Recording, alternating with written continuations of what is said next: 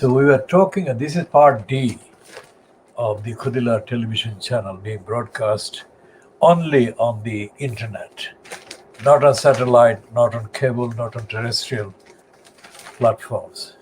Now, this is the piece in today's Financial Times by this person who says she is based in New Delhi or Delhi. And we were talking about Macaulay.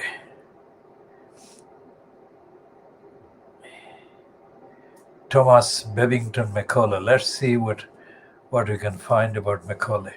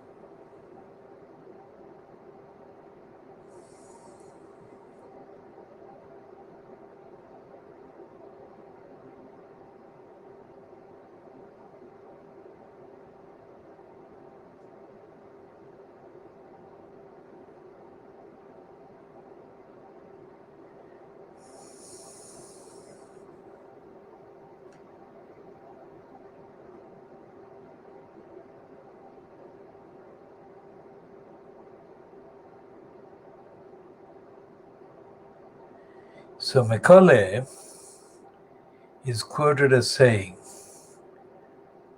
several things, but this is the first one. We must at present do our best to form a class who may be interpreters between us and the millions whom we govern. Us meaning British, and millions being the Indian millions. A class of persons, Indian in blood and color, but English in taste, in opinions, in morals, and in intellect. To that class, we may leave it to refine the vernacular dialects of the country, to enrich those dialects with terms of science borrowed from the Western nomenclature, and to render them by degrees fit vehicles for conveying knowledge to the great mass of the population.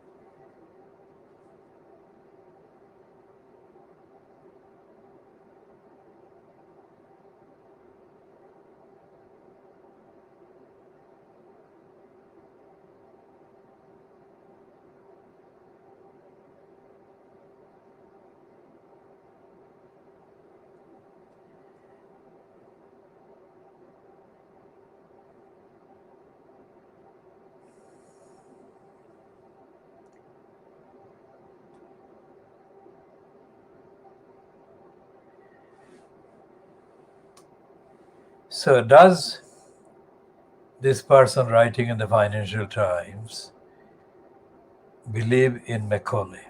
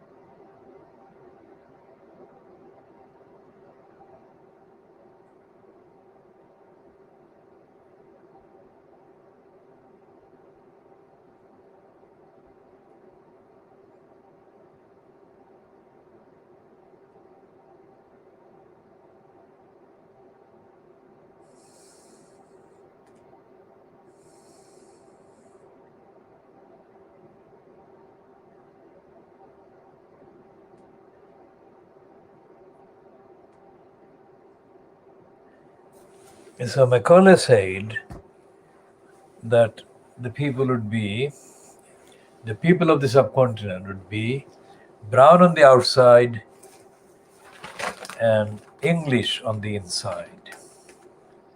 And this piece by Nilanjana Roy,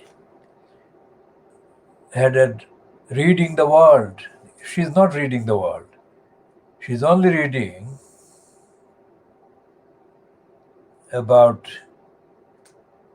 Philip Roth and Steven Spielberg.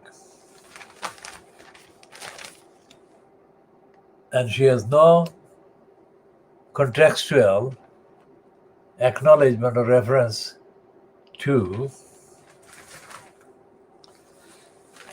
any of the thousands of philosophers, thinkers, writers, reformers of the subcontinent.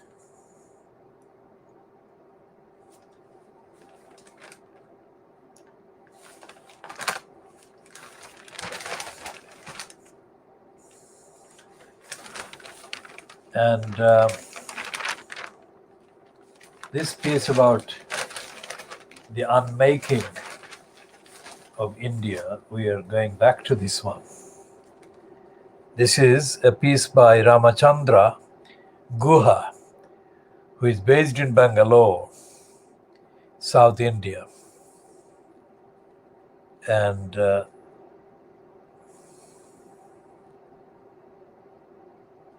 he says about Narendra Modi, by having a sports stadium named after himself within his lifetime, Modi put himself in the worst possible company, including Kim Il-sung and Saddam Hussein. Yet what truly made it in bad taste was that India had just come through a dire 12 months. Although the COVID-19 pandemic had not yet caused as much loss of life as in Europe and North America, the economy lay in ruins. Gross domestic product contracted by 23.9% between April and June 2020. By some estimates, more than 100 million people had lost their jobs. 100 million people is the equivalent of the entirety of Nordic Europe, apart from Germany.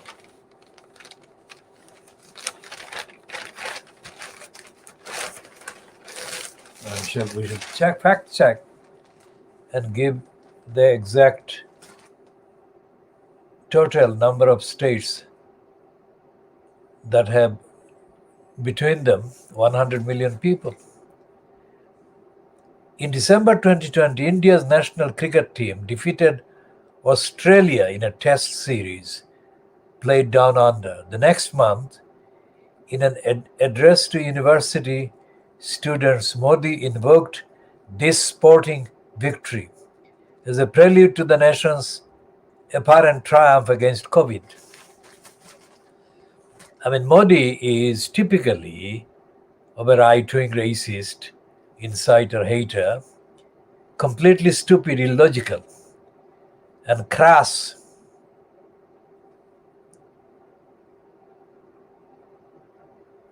The Indian cricket team suffered crushing defeat, yet recovered equally fast and won the next match, he said. Likewise, this self-confidence and absence of fear in trading the uncharted path and young energy has strengthened the country in its fight against corona. India took fast, proactive decisions instead of compromising with the situation and effectively fought with the virus. This is stupid. This sort of arrogant complacency permeated the Modi government's actions and decisions. In the wake of the pandemic, a COVID task force of scientific experts had been constituted, yet no actual meetings of the body were held through February and March 2021. For the Prime Minister had given the signal that the virus had been defeated by Indians, just as the Australian cricketers had been. It was by now well known that all countries, even the richest with the best equipped healthcare systems, had experienced a second wave of the virus, often worse than the first. Had we anticipated this, writes one distinguished Mumbai physician, we could have buttressed our defenses and increased our resources. But perhaps the powers that be felt that we are God's chosen country and this could not happen to us. And so, powered by faith in the living God, some 55,000 people, mostly maskless, came to cheer India play against England at the Narendra Modi Stadium in Ahmedabad in the last week of February. Throughout February and March, Modi and Home Minister Amit Shah were busy with assembly elections in the state of West Bengal. They addressed large rallies in which they, like the audience, scorned the use of masks. On April 11, 2021, the COVID task force finally met after it was clear that a second wave had hit India. Modi remained focused on the West Bengal election. On 17th April, he spoke at a rally in the industrial town of Asansol.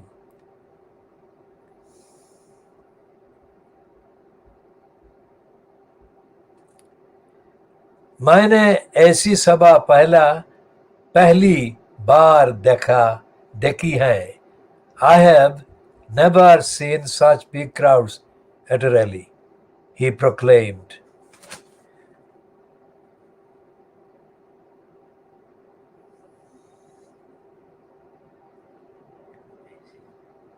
By now, India's crematoriums were out of wood and its graveyards out of space. And yet the Prime Minister was bragging about how loved he was. Tragically, though, the boastfulness was not without foundation. Despite his failures on the economic front, despite his mishandling of the pandemic, Modi remains enormously popular among voters. An opinion poll conducted in late January showed Namo as having approval ratings of above 70%. Events of recent weeks may have caused a slide, but this is likely to be modest rather than precipitous. How does one explain this disjunction between performance and popularity? One reason for Modi's appeal is that his ideology of Hindu majoritarianism is widely shared by voters, particularly in the populous states of northern India. The BJP has been especially successful in getting lower caste Hindus into their fold by offering them cultural superiority over Muslims. So that's the center of the Modi strategy. It's at the expense of Muslims. India once stood out in South Asia for affirming, at least in theory, if less emphatically in practice, that faith and state were distinct in public matters. Now, under Modi, India is increasingly becoming a Hindu version of Pakistan. In COVID terms, this glorification of Hindu pride has revealed itself in the decision to allow a congregation of millions of worshippers in the Kumbh Mela, with costs that will steadily mount as infected devotees return to their towns and villages. Modi's political success has also been enabled by a weak and fragmented opposition. Particularly culpable here is the Indian National Congress, once the great party of the freedom movement, now the property of a single family. In the general elections of 2014-2019, the BJP won easily because Modi was pitted against Rahul Gandhi, an entitled fifth generation dynast with no administrative experience. He is also an indifferent orator. Yet it may still be Gandhi who leads the Congress party into the 2024 election. Finally, Modi has been able to do what he wants because of the capitulation of the democratic institutions meant to keep authoritarianism in check. The principal culprit here is the Supreme Court, whose conduct in recent years has been nothing less than supine. Successive chief justices have refused to protect individual liberties and minority rights, been insensitive to the savage suppression of dissent by the state, and facilitated secretive electoral bonds. Reading that part again, and facilitated a secretive electoral bonds. Now there is an error in that sentence. There should not be a secretive electoral bonds if there is plural in the bonds. So either facilitated secretive electoral bonds scheme whereby ruling party can collect money from businesses in return for favors. One constitutional scholar describes the Supreme Court of the Modi years as an institution that speaks the language of the executive and has become indistinguishable from the executive. A second writes that the Supreme Court has badly let us down in recent times through a combination of avoidance, mendacity, and a lack of zeal on behalf of political liberty. Back in 2012, I explained a series of emails. Reading again. Back in 2012, I exchanged a series of emails with a young entrepreneur who discussed it with the Congress party in power, desperately wanted Modi, then Chief Minister of Gujarat, to become India's next Prime Minister. The correspondence was long and instructive, but here I must quote only snatches. Thus, my friend wrote, specifically, Narendra Modi could be our own Deng Xiaoping, unwedded to any ideology except economic growth. As a national democrat and argumentative dissident, I shudder at that analogy, which is barely an unmixed compliment. But as far as choices go, that will be my pick. The comparison of Modi to Deng provoked this anguished response from myself. No, no, no. Do not be so simple minded and see Modi as the leader we need or want. What is good for business is not necessarily good for India. Dang was a genuine patriot. Modi is a bigot and megalomaniac. Now, this is the piece by Ramachandra Guha, which continues. It turned out I was wrong on one count. Modi has been good for a few businessmen, not for business as a whole. During the pandemic, even as tens of millions of Indians lost their jobs, a handful of billionaires made windfall gains. Among them are Gautam Adani and Mukesh Ambani, both coincidentally from Modi's state of Gujarat, and also surely coincidentally with their names emblazoned on the new Narendra Modi Cricket Stadium, where overs are bowled alternatively from the Adani and Ambani ends. Modi may or may not win a third term as Prime Minister. But from what he has done so far, it seems pretty clear that the Republic has been ill served by his rule, incompetence, sectarianism, and the cult of personality. There are the three defining traits of this regime. These are the three defining traits of his regime. In the present wave of pandemic, the city of New Delhi has been the worst affected. Yet the sufferings of the citizens have not deterred Modi from going ahead with a vanity project dearer to his heart than any other. This is to radically reshape the landscape of the capital so as to supplant the glorious architectural heritage of the Mughals and the British with the personal imprint of the new Emperor of India. While shortages of oxygen, beds, medicines, and vaccines abound, while the dead are being cremated in parking lots, a construction company has been instructed to get on with building a brand new house for the Prime Minister. Their activity is given legal protection under the Essential Services Act. From cricket to COVID, no sphere of human life has escaped our eagle-eyed Prime Minister. Although India was slow off the mark in vaccinating its population, its program will be unique in one respect. Each certificate of vaccination carries a portrait of Modi. One Indian posted a photo of his certificate with the sarcastic line, "Sir, Modi ji knows what to do, when to do, how to do."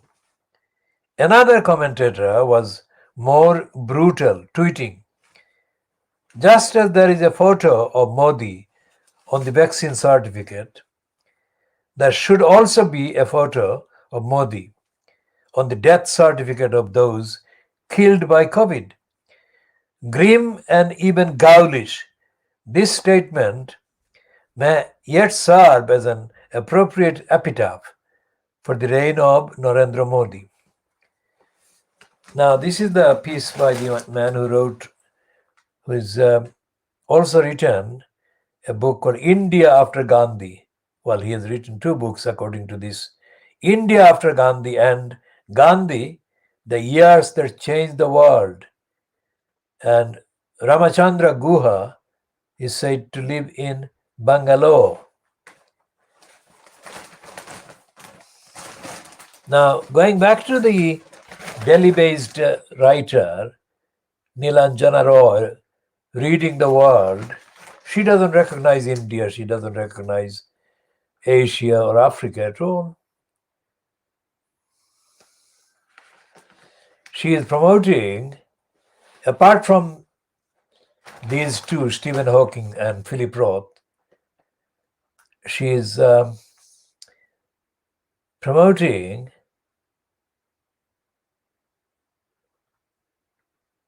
this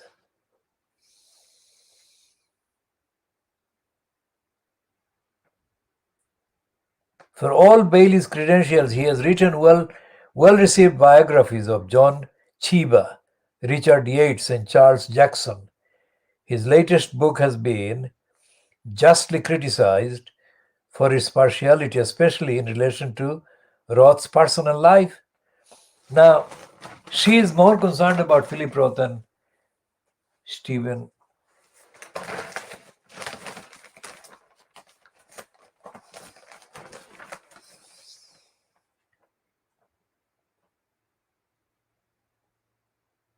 Hawking, yeah? She hasn't heard of India, although she says she lives in Delhi. And this is the kind of product of the plot by Macaulay.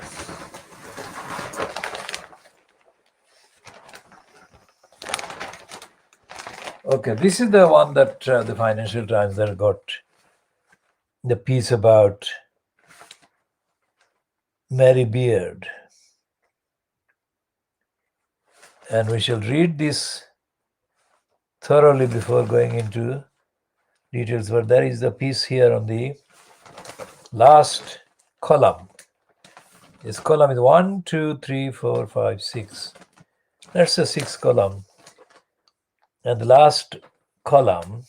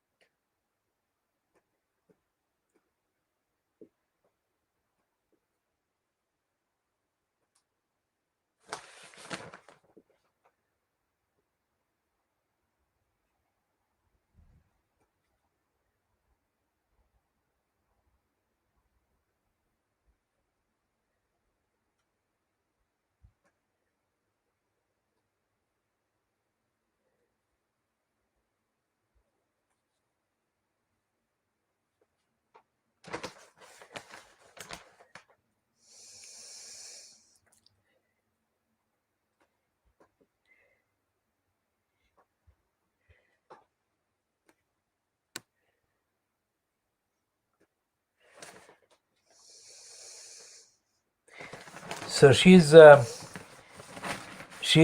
giving a lot of insights into her thoughts and thinking, and she is refusing in this piece to be identified with one certainty or another. She's saying that the racist imperialists of Greece were wrong or right, and she's supporting Cecil Rhodes, and she's saying that she opposes the pulling down of the statues. And as a professor of classics at the University of Cambridge, I think she forgets that that post, she would never be given that post had she come from a background as a migrant in the ordinary sense of the word as it is understood and used today, 2021. And we shall be discussing